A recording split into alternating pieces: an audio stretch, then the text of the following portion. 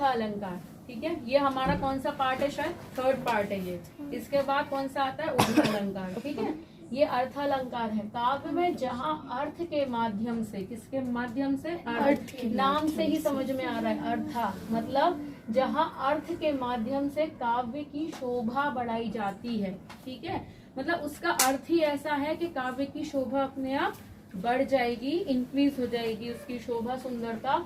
वहाँ कौन सा अलंकार होता है, अर्थ अलंकार। ये अर्थ अलंकार तो नहीं आता वैसे, क्योंकि ये उसी का टाइप है, लेकिन अर्थ अलंकार के ये उपमा वगैरह जो है वो आते हैं एग्जाम में। ठीक है, अब क्या होता है, जैसे ये एग्जाम्पल है, राधा का मुख चंद्रमा के समान सुंदर है। ठीक है, राधा का मुख चंद्रमा के समान सुंदर है। जब आप अर्थ फाइंड करोगे तो मतलब कौन सुंदर है, राधा सुंदर है, चंद्रमा के समान सुंदर है। हम यहाँ तुलना करते हैं, ठीक है, कंपैरिजन करते हैं। शब्द अलंकार मतलब किसी से तुलना की जाती है। शब्द अलंकार में शब्दों के माध्यम से होता है, ये अर्थ अलंकार है, यहाँ अर्थ के माध्यम से शोभा बढ़ाई जा रही है। दोनों में अंतर है। शब्द अलंकार में क्या हो रहा था, शब्दों के माध्यम से काव्य की शोभा बढ़ाई जा रही थी। ये अर्थ अलंकार है, तो यहाँ पे अर्थ के माध्यम से काव्य की शोभा बढ़ाई जा रही है। ठीक है, अर्थ निकाल के उसकी हम बढ़ाई। अब इसी का पार्ट आ गया उपमा अलंकार। क्या होता है ये, उपमा अलंकार। काव्य में जब किसी साधारण व्यक्ति, जब एक नॉर्मल पर्सन है, उसकी कंपैरिजन आप किसी प्रसिद्ध व्यक्ति से कर दो।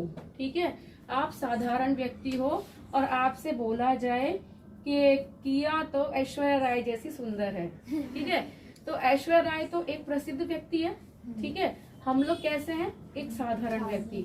जब आपकी तुलना किसी साधारण व्यक्ति से ना होकर किसी सेलिब्रिटी या चंद्रमा जैसे हो जाए, प्रसिद्ध लोगों से करी जाए, वहाँ उपमा अलंकार बताते हैं।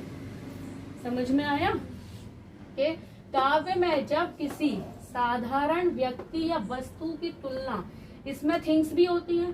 ठीक है, तुलना किसी प्रसिद्ध वस्तु या व्यक्ति से की जाती है, वहाँ क्या होता है, उपमा अलंकार होता है। राधा का मुख किसके समान है, चंद्रमा के समान सुंदर है। तो अपने आप समझ में आ गया कि राधा कोई लड़की का नाम है और जिसका हम कंपैरिजन कर रहे हैं चंद्रमा से। और चंद्रमा तो अपने आप में बहुत खूबसूरत है ना, तो चंद्रमा के समान सुंदर है। तो यहाँ क्या आ गया, उपमा अलंकार आ गया। हमें समझना है कि अगर ये एग्जाम्पल आता है कि राधा का मुख चंद्रमा के समान सुंदर है, इसमें कौन सा अलंकार है, तो आप उपमा अलंकार पे टिक लगाओगे। समझ में आया। अब इसमें से पहचानने के तरीके होते हैं, सा, सी, से, सम, समान, सरिस, ज्यों, जैसे, जिमी, ऐसा आदि। अगर ये वर्ड्स इनके बीच में कहीं आते हैं तो हमें समझना है, जैसे समान आ गया तो हम समझ जाएंगे कि ये कौन सा अलंकार है, उपमा अलंकार है। चांद का सुंदर मुख, चांद का मुख कैसा है, सुंदर है। ठीक है, उपमा के 4 अंग होते हैं। उपमा अलंकार के 4 अंग या भेद होते हैं। पहला उपमेय होता है, सेकंड उपमान होता है, थर्ड वाचक शब्द होता है, फोर्थ क्या होता है, साधारण अधारण। ठीक है, समझ में आया क्या होता है मैम।